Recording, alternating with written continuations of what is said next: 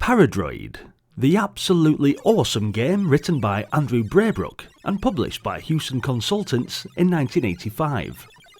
For those of you living under a rock, this is primarily a shooter, with a certain strategic element which received rave reviews upon release, and is still one of the fan favourite Commodore 64 games to this day.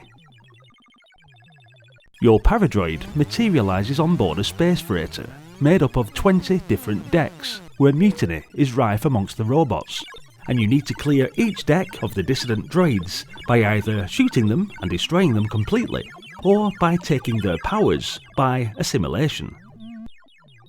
There's much more involvement than simply gliding around the decks, blasting everything that moves. Even if that were all, it wouldn't be too bad of a game, because the control system itself is brilliant, with super smooth scrolling and nice inertial effect. This, along with the brilliantly atmospheric sounds and hums that reverberate throughout the ship, is fantastic. You see, there's much more to the game than just mindless slaughter.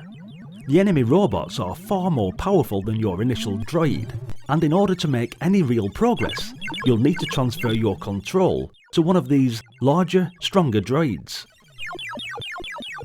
Starting off as a humble 001 influence device, you work your way through the social scale of droids by taking out 123 disposal droids, 249 servants, all the way up into the 8 or 900s.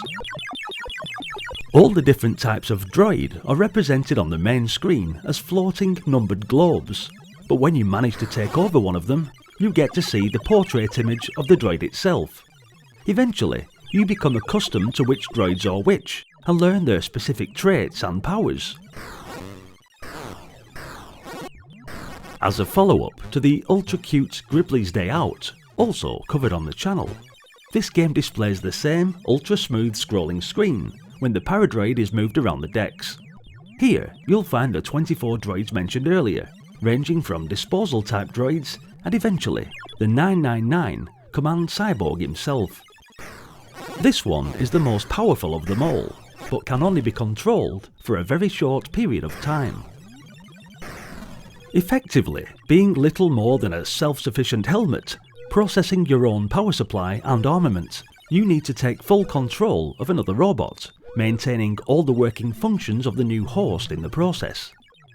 Naturally, the host robot objects to this intrusion and attempts to resume its normal operation. This leads to the device burning out, so in order to survive for any great length of time, you must change hosts regularly.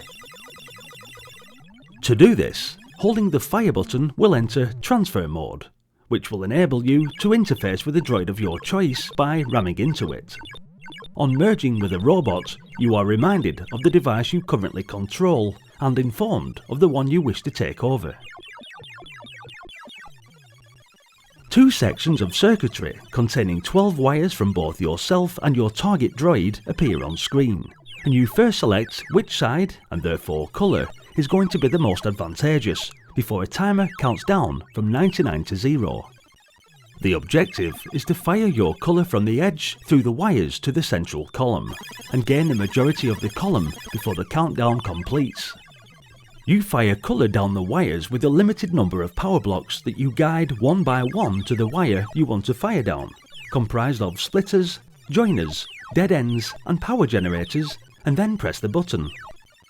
The wire arrangements on each side are set up randomly, but your advantage is that you get to decide which side you want to play from. Since there are an even number of coloured blocks in the central column, a draw or deadlock can occur, and a replay ensues. Luckily, the enemy robots have pretty much no intelligence. They just pick a wire at random. They may therefore try to fire at a dead end, and then would select a new random wire and carry on.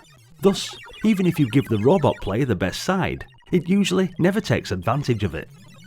While accessing a console, it is also possible to view a plan of the deck you are currently on, or a side elevation of the ship. The former shows all elevators, consoles and energizers present on the deck, while the latter is a simple representation of all decks and the lift shafts adjoining them. Also, if you eliminate several droids in a short period of time, the alert status will rise, where you get a higher score for each droid destroyed. On completely clearing a deck of all droid activity, the lighting system shuts down, plunging the entire floor into a state of darkness, and the whole objective is to do the same for each of the 20 floors on each ship. It's a challenge, but it's one awesome gaming experience, and that's good enough reason to give this game a big thumbs up. Hats off to Andrew Braybrook for this absolute classic. Thanks for watching, guys. Hit the like button if you enjoyed the video, and be sure to share your experiences with Paradroid in the comments. It's always good to hear your nostalgic memories of such games as this, and there's plenty more just like this one on the channel playlist. Jump on board and consider subscribing as we delve deeper into the catalogue of Commodore 64 and Commodore Amiga games. Hopefully, I'll see you all in the next one. Until then, bye for now.